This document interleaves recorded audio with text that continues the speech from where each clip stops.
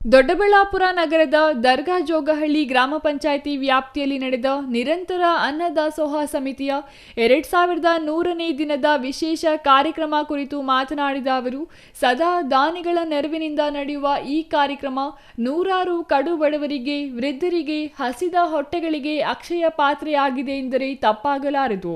2100ನೇ ದಿನದ ಈ ಅನ್ನದಾಸೋಹ ಕಾರ್ಯಕ್ರಮ ಎಷ್ಟೋ ಕುಟುಂಬಗಳಿಗೆ ಆಸರೆಯಾಗಿದೆ ಎಂದರು.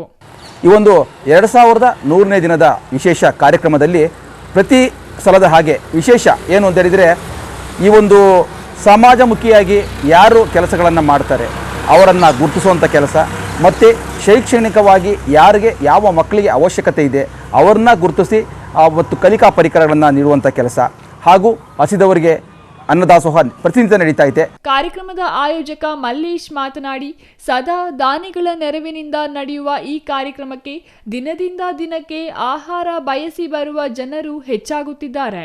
ನಮಗೆ ದಾನಿಗಳ ಅವಶ್ಯಕತೆ ಹೆಚ್ಚಾಗಿದೆ. ಅನ್ನದಾಸೋಹಕ್ಕೆ ಮುಂದಾಗುವ ದಾನಿಗಳು ತಮ್ಮ ವಿಶೇಷ ದಿನಗಳನ್ನು ನಮ್ಮ ನಿರಂತರ ಅನ್ನದಾಸೋಹ ಸಮಿತಿಯೊಟ್ಟಿಗೆ ಆಚರಿಸಬೇಕೆಂದು ಮನವಿ ಮಾಡುತ್ತೇವೆ ಎಂದರು. Mahesh, CTV news, Doddaballapura.